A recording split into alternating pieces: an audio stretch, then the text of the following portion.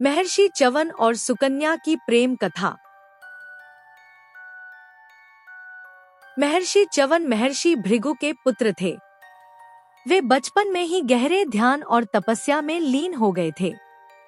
कठोर तपस्या के कारण उनका शरीर कमजोर हो गया था। वे बूढ़े और कमजोर दिखते थे। वे एकांत में तपस्या कर रहे थे और उसी समय उनके जीवन में एक नया मोड़ आया। राजा शर्याती, जो महान चक्रवर्ती सम्राट थे, अपनी पुत्री सुकन्या और अपने सैनिकों के साथ वन में घूम रहे थे। वन में घूमते हुए वे महर्षि च्यवन के आश्रम के पास पहुँचे। सुकन्या अत्यंत सुंदर, चंचल और मासूम बालिका थी। खेलते खेलते उसने देखा कि एक झाड़ी के पीछे दो चमकती हुई वस्तुएं दिख रही हैं।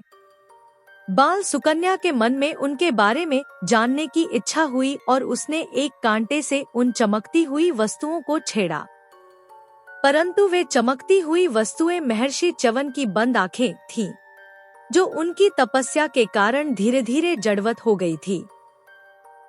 सुकन्या की बाल जिज्ञासा में किए गए इस काम से महर्षि की आंखों में घाव हो गए और उनकी आंखों में बहुत दर्द रहने लगा।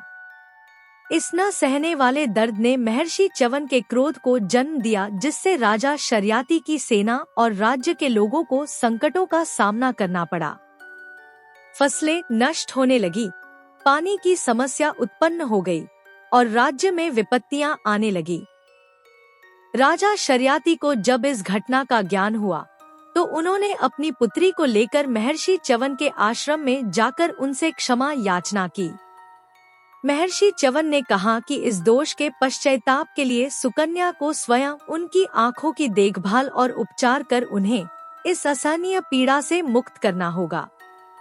राजा शर्याती अपनी पुत्री से अनुमति लिए बिना कोई निर्णय नहीं लेना चाहते थे।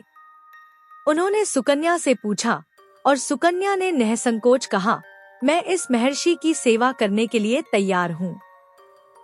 यह मेरा कर्तव्य है कि मैं अपने किए गए अनजाने अपराध का प्रायश्चित करूंगी और अपने राज्य की प्रजा को आने वाले संकटों से मुक्ति दिलाऊंगी। इस प्रकार सुकन्या का विवाह महर्षि च्यवन से हुआ।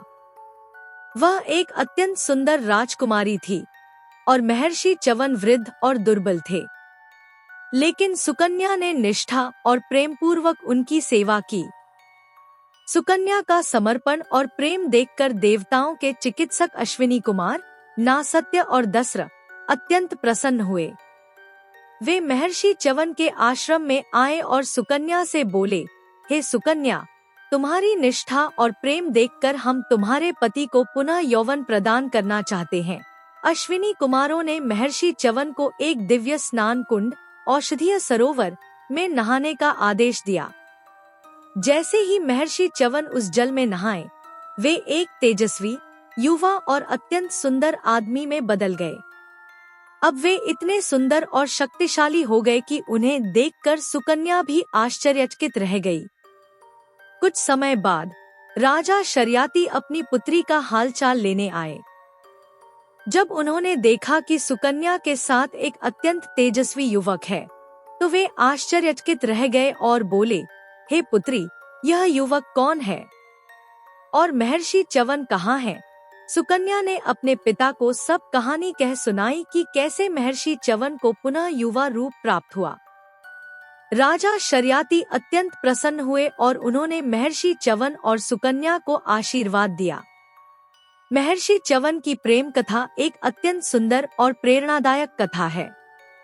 महर्षि च्यवन और राजा शर्याती की पुत्री सुकन्या के प्रेम, त्याग और समर्पण की यह कहानी हमें यह सिखाती है कि प्रेम केवल रूप और यौवन से नहीं, बल्कि आत्मा के गुणों से जुड़ा होता है। यह कथा आज भी हमें प्रेरणा देती है कि प्रेम केवल बाहरी आकर्षण नहीं, बल्कि विश्वास, त्याग और निष्ठा की कसौटी पर परखा जाता है।